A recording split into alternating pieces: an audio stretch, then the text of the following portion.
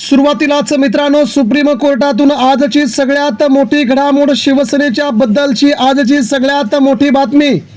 आज 29 एप्रिल 2026, ज्या दिवशी शिवसेनेच्या निकालाच्या संदर्भात संपूर्ण देशभरामध्ये उत्सुकता होती की आज शिवसेनेचा निकाल लागणार आणि आज शिवसेनेची सुनावणी होणार. मित्रांनो, अखेर तो दिवस आज ठरला.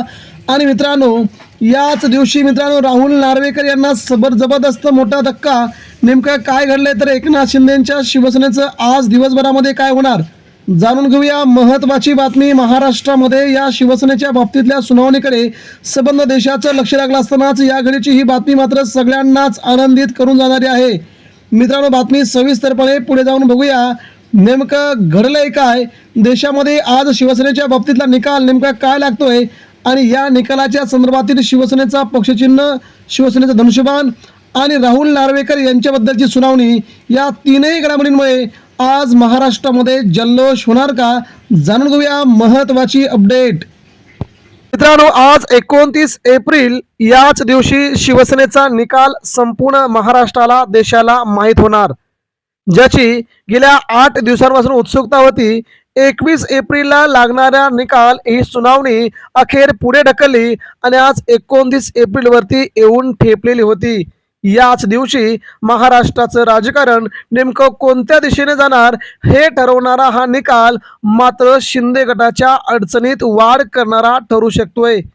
एकनाथ शिंदे यांच्या आमदारांचे आणि मंत्र्यांचे दावे मात्र या निर्णयामुळे दणाणले जाऊ शकतात आणि ही बातमी शिंदे गटासाठी नक्कीच उत्साहवर्धक नसणार असून त्यांना निराशाजनक ठरणार आहे. कारण की या दिवशी आपण ज्या पक्षाच्या नावावरती निवडून आलो, ज्या पक्षाच्या चिन्हावरती निवडून आलो, तो जर आपल्यातून बाहेर झाला तर आपल्याला पुढील राजकारण करणं खूप अवघड होईल. ही नीती सध्या एकनाथ शिंदेच्या लोकांना वाटू लागली आहे. या भीतीपोटीच सध्या शिंदेचे काही आमदार भाजपच्या वाटेवर असल्याची देखील जोरदार चर्चा आहे. नेमकं काय घडलंय सुप्रीम कोर्टामध्ये ते देखील आपण जाणून घेऊया. मित्रांनो, सध्या भारतीय जनता पार्टी एकनाथ शिंदेच्या काही नेत्यांना आपल्या पक्षात घेण्यासाठी उत्सुक आहे.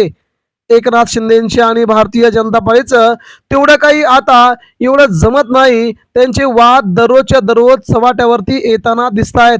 या वादांमुळेच महाराष्ट्राचं राजकारण नेमकं कसं फसलंय हे देखील आता एकनाथ शिंदेंना समजू लागलंय. आपण भाजपसोबत आलो, यामुळेच भाजपने आपली खूप मोठी गोची केली, आता त्यांना कुठेतरी समजायला लागलंय. मात्र मित्रांनो, दुसरीकडून उद्धव ठाकरेंच्या बाजूने निकाल यावा यासाठी भाजपचे काही बडे नेते देखील प्रयत्न करत असल्याची जोरदार चर्चा आहे. आज सुप्रीम कोर्टामध्ये कपिल सिब्बल हे शिवसेनेची बाजू मांडणार आहेत आणि या बाजू मांडल्यानंतर शिवसेनेला तब्बल 3 तास वेळ दिला गेला आहे. या 3 तासाच्या वेळामध्ये कपिल सिब्बल कायद्याचा कीस पाडून या ठिकाणी ठाकरेंची शिवसेना कशी आहे, ठाकरेंनाच धनुष्यबाण कसा द्यायचा याबद्दल सुप्रीम कोर्टाला माननीय न्यायाधीशांना समजावून सांगतील आणि त्यानंतर एकनाथ शिंदेचे वकील 2 तास आपली बाजू मांडतील. त्यानंतर मित्रांनो, अंतिम निकाल लावला जाईल. या निकालाच्या अंती कपिल सिब्बल यांची बाजू प्रचंड वरचढ असल्याचं बोललं जात आहे.